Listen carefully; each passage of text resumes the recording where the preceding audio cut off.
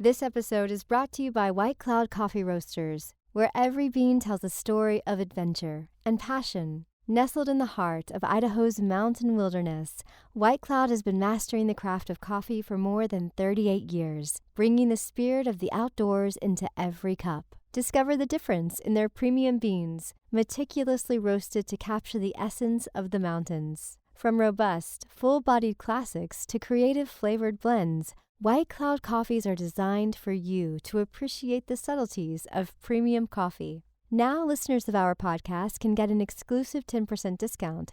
Just use the promo code CREATIVITY at checkout. Visit whitecloudcoffee.com and use the code CREATIVITY for your 10% discount. Start your adventure today. Journey to whitecloudcoffee.com.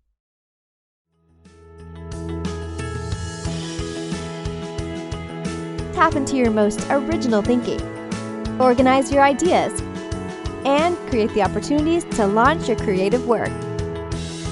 Unlocking your world of creativity with best-selling author and brand innovator, Mark Stinson.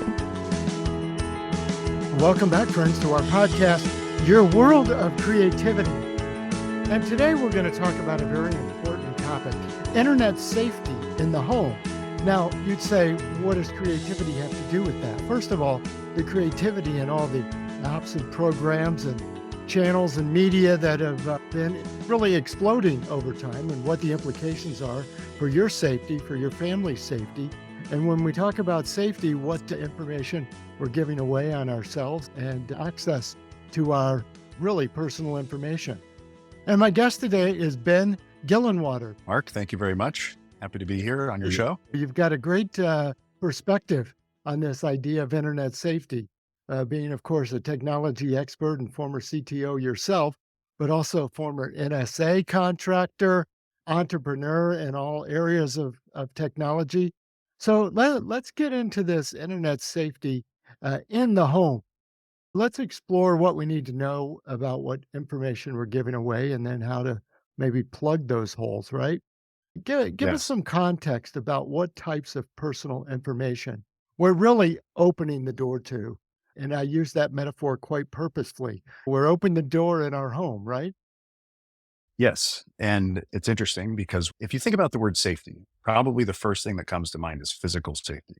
Is somebody come kidnap me or my kids or something? Or am I going to get robbed? Or am I going to get into a fight or some road rage event on the highway? But actually, I take the approach that safety is much more broad, especially when we think about the internet and whether we're thinking about kids or adults. I think privacy is a big part of it. There are incentives that drive the way the internet works and drive the way that the internet is funded. And those incentives are such that the biggest players in the market are monetizing the amount of context that they have about the way that each of us thinks and about the way that each of us behaves. And they've become effective at fine-tuning their systems. And by they specifically, the biggest, most obvious examples are all the big social media companies. So Meta, which owns Facebook and Instagram, TikTok, Snapchat, all these guys. Google as a search engine ad company, and Microsoft. They're all financially incentivized, understand the people that interact with their systems so that they can fine tune ad sales to those people. So I don't know if everybody's aware, but the vast majority of revenue and the vast majority of profit for the companies that I mentioned are ad sales. Mm-hmm. So advertising revenue is what those companies do. I mentioned Microsoft. Microsoft does other things, of course, as well, but they're heavy into the ad business now. They've started inserting ads into your Windows start menu, into your Windows bar at the bottom with your applications. And so I like to think about safety from a physical perspective and an emotional and privacy perspective. Because what we've seen is these entities that are operating a majority of the way that the internet sort of connects and functions, since they're understanding us, they've, as an effect of the flywheel that they've started, they need to understand us more and more in order to generate better margins and satisfy shareholders. All right. And the way that they've started to do that is by putting people into information bubbles. And so none of us really realize what information bubbles we're in, but we're only exposed to certain things on each platform. And I'm not just talking about censorship. I'm talking about like algorithmic tuning of what Mark sees when he goes on Instagram versus what I see when I go on Instagram. And in doing that, they've been able to affect the way that people behave and affect the way that people go about their lives in very subtle but numerous ways. It's so interesting. And certainly all of these platforms are meant to be fun and engaging and social. Yeah, and they are as too. Where maybe you can give us an example or two of what seemingly harmless activities and actions we're doing that then lead to significant behavioral or information exposure. Okay. So before Facebook was Meta, when they were just Facebook, they got caught up in this, I believe the firm was called Cambridge Analytica scandal, a British firm that buys and sells data, if I understand correctly. So we'll get to that end point. Cambridge Analytica is the topic here. So people are using Facebook. They're chatting with, texting, typing, messaging their friends and family. They are, without realizing it, being followed by Facebook as they go around the internet. So most major web pages have a Facebook tracking script in them. So Facebook basically is in the business of following people around and watching what they do and listening to what they say. And they sold all that data to a third party and got caught doing it. Now, there is no way to directly say that the data that was sold to Cambridge Analytica or the data that's been leveraged otherwise, or the data that's been stolen by government entities. So Edward Snowden showed us that the US government, and I can tell you that every other major government is always attempting to get into these major systems and just be able to watch. Now, so you take those things, you take those events, you take those federal government agencies that are snooping and spying and watching. You can't directly necessarily say that there was I was manipulated in this way by this federal agency. It's these things are used to better understand and manipulate us in general. A lot of what we see through the screens on our devices, I believe, should be perceived as marketing and PR, no matter where it comes from or who it comes from or what it's about, because that's usually what it is. And marketing and PR are efforts that entities use to manage perceptions. And so our perceptions are there are entities attempting to manage our perceptions. Now, whether or not they're successful, I don't know. I think some of them probably are. But when we allow, or maybe unawareingly allow companies to follow our every move and our every word and our every purchase and who we're connected with and who we spend time with, somebody's going to use that in a way. Somebody that I don't know is going to use my data in some way to indirectly or directly manipulate me and my friends and my family. It's worth highlighting your perspective there, and that it just gives a new context, even short of nefarious intentions. But I should assume that everything that shows up on the screen of my device is for a purpose. And it's probably a marketing purpose, a persuasion, some sort of purpose. Even if it's a meme that has been served to me, it's probably through an algorithm and it's directed, to me and Certainly. my interests. That's even if that meme, that hilarious meme, could very well have been made by a real person, right? Maybe it wasn't even made by AI and all this stuff. It's just made by a real person that was just being funny. But you saw that meme because a bunch of other people saw it, and the algorithms and the social media platform where you saw it know that you'd want to see that too, because if they showed it to you, your eyeballs would stop for a second and stare a little bit longer. That's what they're trying. The success metrics of these major platforms that I mentioned is eyeball time. They don't call it that. I just made that term up, but it's eyeball time. It's how much of your attention can they have? How much of your attention will you give them? How much of your attention can they take? So like Facebook has a team of psychologists on staff. And of course they do, right? That's Right. what they're in the business of doing. But what do those people do? It seems like, it seems interesting at the very least. Yes. So as my 9-year-old would be like, that's suspicious. So I'm glad you brought up the 9-year-old because, Ben, when you and I first met even, the topic went very fast to families, children, and so forth. And Yes. you made the bold comment that I might as well leave the front door open and let burglars come in and let strangers come in and out off the street. I'd feel Yes. just as safe as I let internet companies, browsers, channels of all kind come into my house. Yes. And, Yes. let's get to the like adolescents, the teens, the kids, Yeah.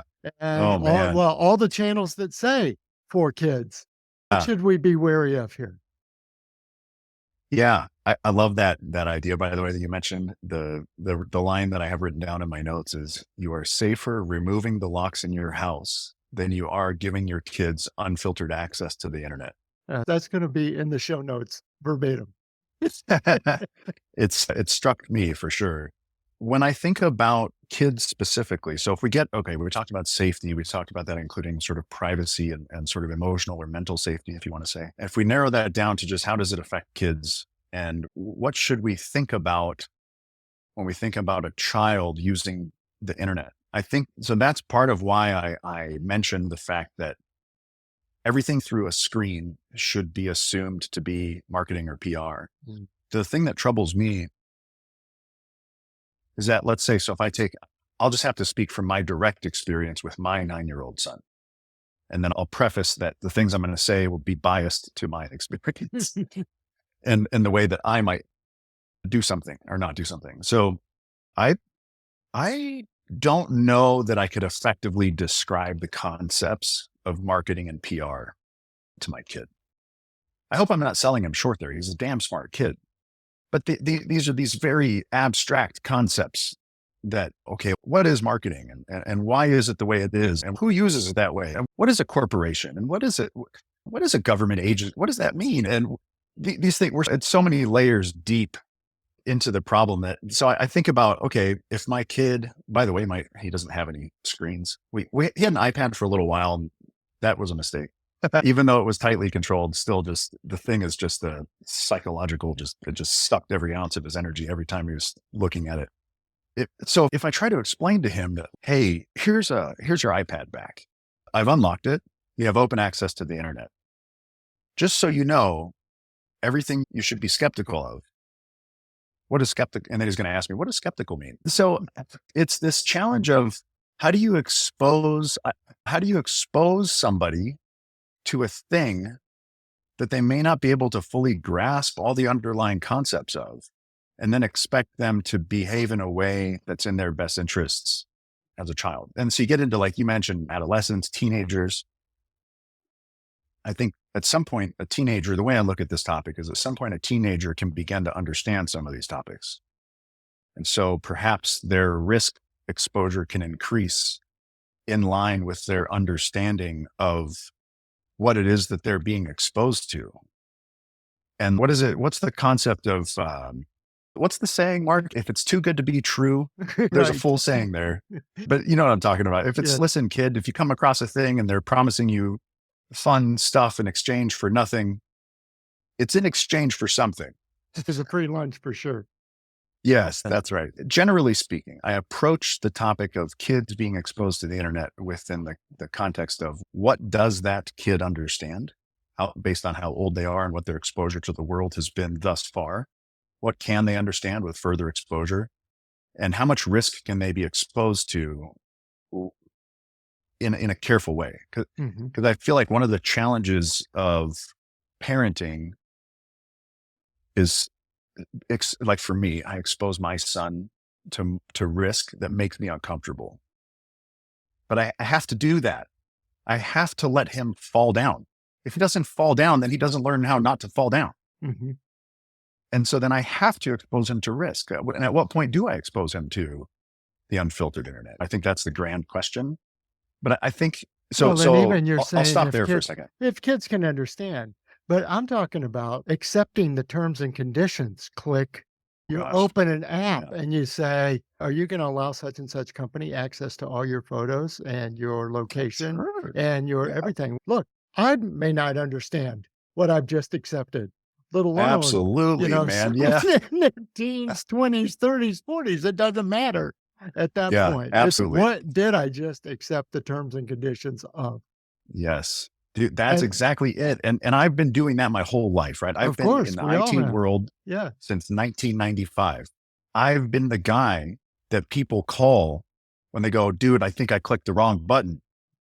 What do I do? I've been that guy for a Where's the long time. undo button? Yeah. And you're right that it's no different, adult or child. That concept exists for everybody because there are psychologists that work at these companies. There are studies that have been done of how do you position a button where the person's going to click yes. They want you to click yes. Yes. I And recently downloaded a journaling app, which I thought, hey, journaling, that's supposed to be good and positive and whatever. And now yeah, the day after I go someplace, it says, would you like to journal about your visit to Popeye's Chicken? And it's like, oh what? no, What? no, no, no, If man, if it knows I drove by a Popeyes, I don't know if I stopped. I might, but they when do. it's they do, or they guessed, Yeah. or they so it's what else you got? I'm so glad you mentioned that, Mark, because I have found myself in an odd but fortunate sort of position in my career where I have been exposed to the market of data and location data directly, both as a seller and a buyer. So I have a popular app, a mobile app that is used by millions of people a year, and it has been since roughly 2014. And I get hit up all the time by companies saying, hey, if you install our location tracking script in your app, we will pay you a lot of money. And then I go, A, no, B, no.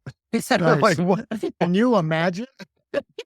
Like what the hell? Yeah. And they're approaching my app has nothing to do. There's no reason for me to ask for somebody's location. Okay. And so if they're coming to me and offering me up to tens of thousands of dollars a month for a relatively speaking, very small audience, but if I can feed them consistent location data, they'll pay me a lot of money. Right. So I've been hit up by firms like that many times.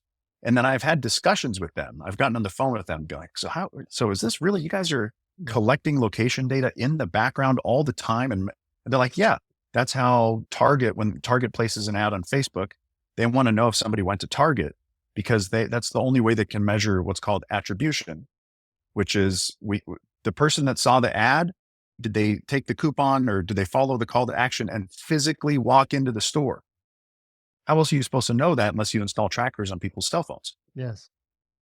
So that's why they do that. Now on the buyer side, I've been on the buyer side. I work with a national gym franchise and we were doing real estate research. And so where do we place our gyms in each city, in each state around the country? There's commercial real estate firms that buy all this location data. And I've seen the map of every dot of every person, where they went, which parking spot they parked in, which door they walked into, at what time, how many years ago, on what day, for everybody, right? Like now the market has shrunk because Apple and Google both have done things to restrict the effectiveness of some of these trackers, but it's certainly still there. Hmm. And how many people know that? How many people know that their every step is being recorded and sold to many different third parties? For what purpose? And do they know that it's going to be stored forever and leveraged by whoever wants to leverage it for any reason at any time? So I Ben, feel like I'm speaking doom and gloom and it's all negative. well, I was but going to say, this is the reality of it. 10 minutes in, the audience is going, oh my God, the draconian times are here. And, Yeah, I need to turn this off. This is scary. Yeah, yeah. So let's flip it a little bit and say, okay, Yeah. now with your experience now, you are creating a company, you are creating tools, you are creating an Yes. offering using your creativity and innovation to say there Yes. are ways of mitigating these risks there are ways of making us less vulnerable to these Yes. security issues and to literally put locks back on the front door. Yes. So Certainly. Yes. what's the before we dig ourselves into the hole too deep here?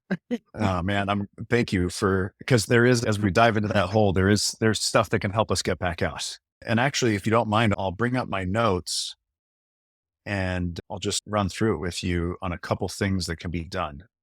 Let me just share my screen here. This will be a sort of a sneak peek into um, what I'll be showing at these local courses I'll be running in the Boise area. There's that quote right at the top of my presentation about the problem. And you just basically asked the question. This is the way I format the question. So how do we maximize the opportunities provided by all these tools, the ones specifically that are relevant for your family, while minimizing risk and minimizing the potential for harm? And the way that I see it is, let's see. Okay. So I have this very simple chart, is that the young children are on the very far left. The kids aged 10 to 14 are in the middle. And then the older teens that are about to become adults are on the right. And so the red line is their social skills, their social savvy, and it goes up as they get older, up and to the right. And then the relevance of technical controls goes down as the kids get older. So the youngest kids, the most young kids, you can use technical controls to have a 100% effect on the way that they interact with the internet, because for some of them, they won't interact with the internet at all. Right. And then some of them will have very heavy filters on. But as they age and they get closer to 18, as we were discussing, they have to have some increased risk exposure. And so let me dig into examples. So these few lines here are some of the easier to look at, easier to implement, easier to use tools. So the first thing is you can consider using one of these child safety apps. And I didn't write down any examples here, but there's Bark is a really popular one. And I'll touch on each of these sort of briefly, and then I'll give a couple of basic pros and cons of each one, and then we can see how we go from there. So you could run everything through a child safety app. The pros and cons are, the pros are that they are comprehensive. You can see what your kids text. You can see which photos they take. You can see which photos they send and receive via messaging apps. You can see what they do, where they go, physically and online, the whole gamut. Okay. The con, or the first con rather, is that in order to achieve that level of comprehensiveness, I think comprehensiveness is a word, right? In order to achieve that level of comprehensiveness, the technical way that you do that, as these companies do, is you must intercept all that information in order to analyze it and then store it, at least for some time. It may be a short time, it may be a long time, I don't know. It's surely different for every company that's involved. But whenever data gets stored, it becomes vulnerable. The longer it's stored, the more vulnerable it becomes. Therefore, the more vulnerable your child becomes. If you ran one of these apps from age 8 to 18, let's say, for a kid, that company has quite a very deep understanding of your kid. And that is the most valuable data set that any marketer or any government or any entity could ever imagine. So people will be attempting to buy it. People will be attempting to steal it. The people that, let's say the company ownership changes hands, or let's say they raised venture capital funding in order to start their company. And then the founders wanted to leave. And so they sold to private equity. Now it's in new owners, and who knows what happens to that data. We've already talked about that, so I'll leave it at that. The second thing is a DNS filter. Long story short, DNS is like the yellow pages for the internet. So before the internet, we would open up the phone book And we would say, okay, where is Mark's coffee shop? Mm-hmm. Oh, that's the address and the phone number. Okay, I'm going to go take out my map and look it up and I'm going to go drive there. So the same thing happens on the internet, but the system is called DNS. That's the phone book for the internet. So your computer uses that phone book. And when you type in, down here, I have a link to techcrunch.com. When you type in this link or you go to this link, your computer asks that phone book, where are techcrunch.com's servers? And it comes back and it says, oh, they're at this IP address, which is like the internet's version of a street address. And your computer goes to that address and starts talking to it and it gets the web page. And so you can use a filter on this phone book system and say, if my kid tries to access Instagram.com, don't give them the real address. Give them an address full of zeros so that they cannot get to Instagram.com. Because if the phone book doesn't work the computer doesn't know where to go. And so you modify the phone book and there's these companies that do this for you that I've listed here, NextDNS, Cloudflare, Family, Pi-hole, and they maintain these huge directories of which websites are within certain categories, and you can block entire categories of websites and tools. So the pros are that it's very effective in the way that it's implemented, and it's relatively simple from a technical perspective. The cons are that it requires a little bit of technical savvy, because sometimes you could block Facebook and then you go to some website that has nothing to do with Facebook. And the way you log into that website is a button that says log in with Facebook. Yes. And then the button doesn't work and you can't get into that website. And then you got to call a guy like me and be like, I can't get into myschool.com. And then I go look and I look through the logs and I figure out, oh shoot, it got blocked by accident. So that's the downside to those things. Okay. Apple's screen time and school time tools. So these are free tools provided with Apple devices. If your family is within the Apple ecosystem, very handy. So my kid has an Apple Watch and I use both of these tools, and it makes it so that his Apple Watch is a tracking device so that I know where he's at. I actually share my location with him too. He always likes to see where I'm at. So I make it fair and I can make it so that he can make phone calls, but only to a predefined contact list that I control. And he can send and receive text messages to that same list. And I disable all the apps on it. So it's an emergency device and it's great. He fell on his bike the other day and he was about 1.5 miles down the road, calls me up. I look at his location. I drive over there. I help him out. Really nice. Apple is not an advertising company. They do things that I like better than other technology companies when it comes to storing and using and encrypting data. They're not perfect, but relatively speaking, I think they do a nice job. The con of this approach, the screen time and school time stuff, is that you have to have Apple devices, and Apple devices are expensive. Right. And maybe you already have other devices. And what are you going to do? Replace all your stuff? But then you have Google's Family Link tools. Very similar. Basically, same idea. There's technical differences, but if you've got Android devices and Android watches, and in fact, I don't know about the watches. I haven't looked into that, so I'm not sure there, but Android phones and tablets and stuff and like Chromebooks, you can use these things. They even have a special tablet program called Kids Space. But you mentioned earlier, like stuff that's labeled kids. There's lots of products and systems, including those made by Google, like YouTube Kids, that has a lot of stuff in it that's not for kids. It's creepy, scary, nightmare inducing, just gross. Like, I'll just leave it. It sucks. It's very bothersome to me. That's the case because I don't understand why. I don't understand. I know people that work at Google. Right. Good So people. how did that happen? Yeah. They have kids themselves. I don't know, but that's that. That's the way it is. And then finally, the social media platforms, they have parental controls. And so if you decide that your kid should be exposed to social media, then there are some stuff that you can do there. So the pros and cons there are fairly straightforward. The pros are that these are relatively helpful tools.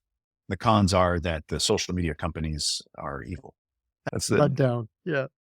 Yeah. So that's like okay, what tools are available? Like what stuff should I consider? There are other things, but those are the ones I've narrowed it down to that are worth considering, I think. This is good. This is helpful. And when you implement some of these tools and practices, these are specific steps, software, parental control. Does it change the user experience? Again, no matter what your age, you're still looking for a certain experience when you hug your device. Is You know, it changing the way you use the internet? some of the tools can, if you implement filters and if you implement stuff that says like you're not allowed to go to this website or this category of websites. Now, I think though, the interest, I love this, the concept of change is something that I've focused on a lot in my career because I used to work in an environment where I oversaw technology decisions for a $10 billion corporate entity. And we managed God knows how many hundreds of thousands of computers and tens of thousands of servers all over the country and sometimes the globe. And any little thing we would do, any change we would make would be noticed by a lot of people. Mhm. And so we approached change very carefully. And I think that you asked, how do these things change the experience? I think it depends if the kid has already had experiences otherwise. And in many cases, the answer is probably yes. Like I know my kid goes across the street to his buddy's house. They've got unfiltered internet. Of course, my kid's had internet access. He's already been to who Yes. knows what porn Knows the sites and difference. stuff. Yeah. So would it change his experience? Would it be different than what he's used to? In that case, yeah, probably.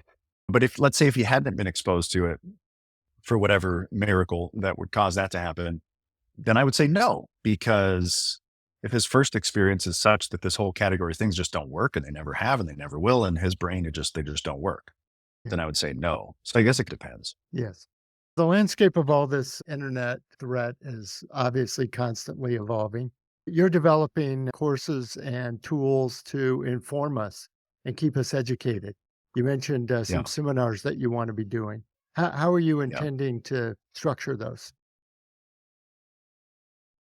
In a similar fashion to today's conversation, in that I want to first talk about, in fact, let me go back to that screen I was sharing. And if I scroll up and shrink some of these down, this is the way that my cursor up there, this is the way that I'm going to be breaking it down. But the way it follows the way that I like to do things is whenever I look at, okay, there's a situation that we might want to modify or optimize. First I want to understand who is affected? Who are we talking about here? And so that's this stuff here. What are we trying to accomplish? And then I like to define the problem. Okay. So we say, we think there's a problem. What is that problem? How do we measure it? Can it be measured? Who does it affect? How does it affect them? What does it look like? What does it feel like when that problem occurs? Mm. And in this case, the problem is along the lines of what we've been discussing of how do you expose your kids to risk in a managed way, basically. And then I like to, now that I've got a full understanding of the current situation. So all this stuff here is the current situation. And now we know like where we're at. Okay. And then where do we want to go and how are we going to get there? And then I like to talk about solutions and actually execution. Yes. And so that's the way I'm going to structure these kids internet safety courses that I'm going to be doing here in Boise. You probably have maybe 20 people in a room at a time, parents, and talk about this stuff and get a feel for. Today was me expressing my biases and me expressing my parental thoughts and choices. These courses are going to be an attempt at, okay, we've got 20 people in the room.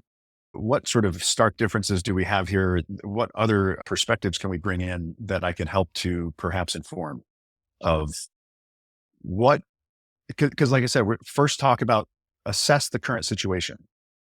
What is the current situation and what is everybody's understanding of that situation? And does my understanding differ at all? And is there any way I can help fill those gaps? That I think right there is the crux of what I want to accomplish. Mm-hmm. I just want to make sure that everybody knows what it is they're working with. That's fantastic. Direct us to where we can find more information about this.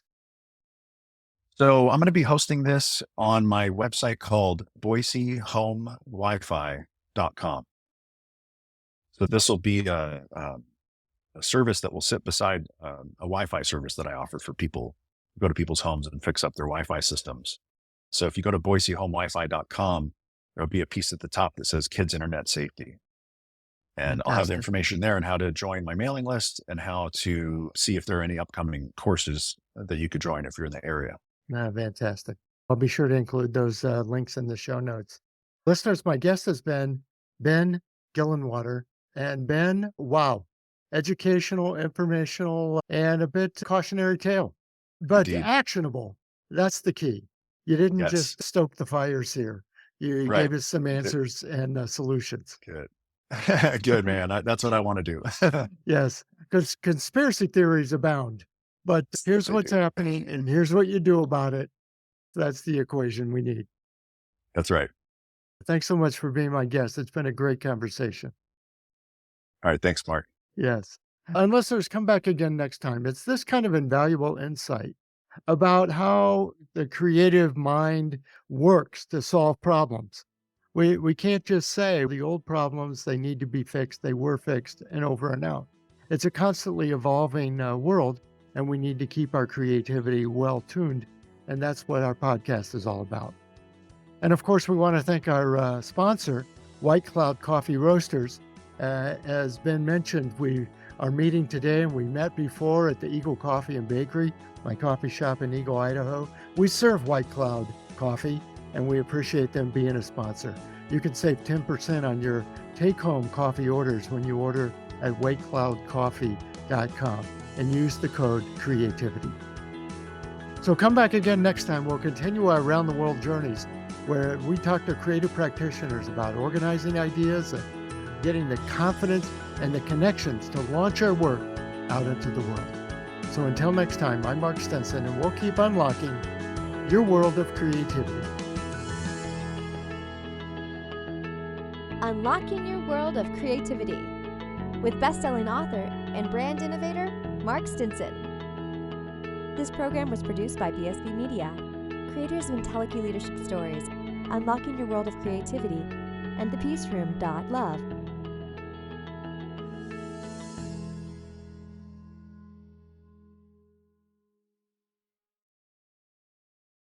Are you an author who's tired of the long waits and low royalties? Exact Rush is here to change the game. We specialize in publishing with precision, and we get your book to market in just 3 to 6 months, not years. But we're not just about books. We also support your photography, web design, and content creation needs. Our focus ranges from spirituality to pop culture, and we're excited about our diverse lineup of upcoming releases. So, if you're ready to keep more of your hard-earned money and get published faster, Exact Rush is your ticket. Visit exactrush.com and turn your creative dream into a profitable reality today.